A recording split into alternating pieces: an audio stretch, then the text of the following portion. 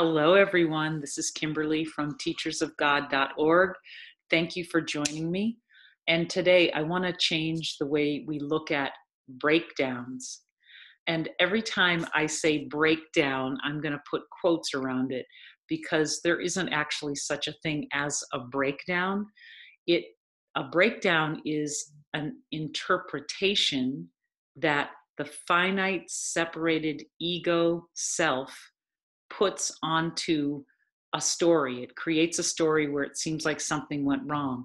From love's perspective, and as we know, we are only love. That's all that we are. From love's perspective, there is only ever love. So there is never a breakdown. However, if we are in any way accepting the ego's interpretation, we can feel as if there are things going wrong. And what we want to do when we feel like something's going wrong is to ask guidance from Jesus and Holy Spirit. Here's what Jesus says in A Course in Miracles. Put yourself not in charge of the guidance, because you can't distinguish between advance and retreat. Some of your greatest advances you have judged as failures, and some of your deepest retreats you've evaluated as success. See, we don't know what anything is for, and we don't know how things are supposed to turn out. So there actually is no such thing as a breakdown because we don't actually know what is supposed to be happening.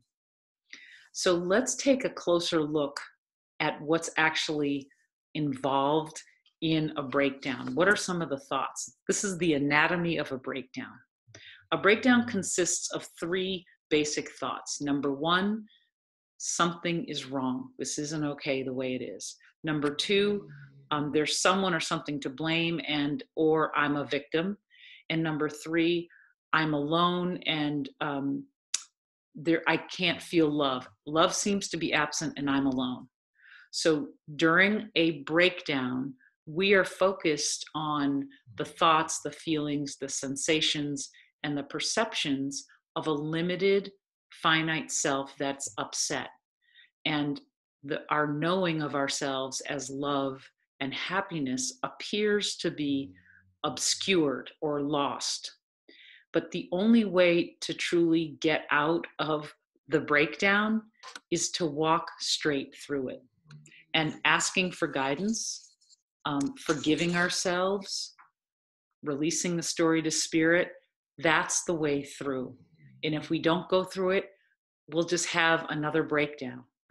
As Jesus says, trials are lessons presented once again, so that where we made the faulty choice before, we now can make a better choice and thus escape all the pain which what we chose before has brought us. So that's our choice. We can walk through the breakthrough and release it, or if we don't, we'll get to have the choice again, and then we can choose again.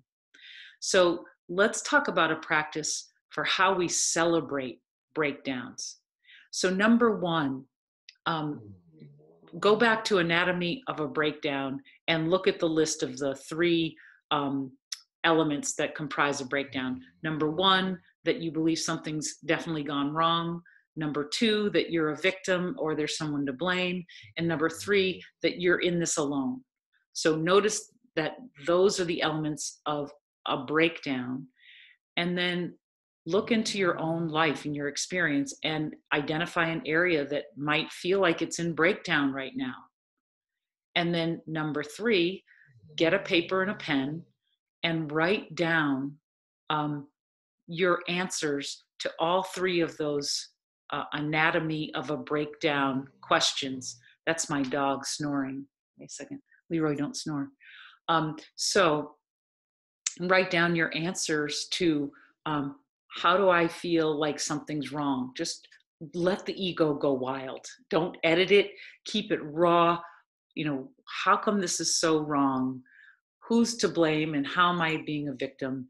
And the third one, whatever the third one is. So write down all the answers to all three. How love is absent and I don't feel, I feel alone. Write it all down. Pour your heart out. Don't edit. Just get it out on the page. And then ask Jesus and Holy Spirit to sit with you and read with them what you wrote, and just don't edit, don't try to make it nice or anything. Just give it all to them. Let the ego tell its whole story. And then after the ego has told its whole story and you've let Jesus and Holy Spirit hear all of it, then sit quietly, ask for guidance, be patient, be still. And if more story shows up, just do the same thing.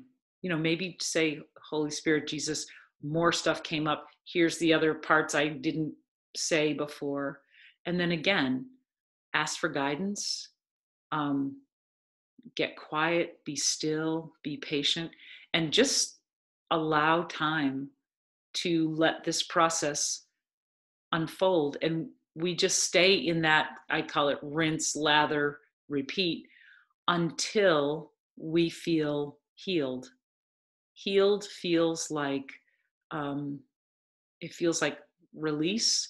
It feels like joy. It feels like laughing or crying.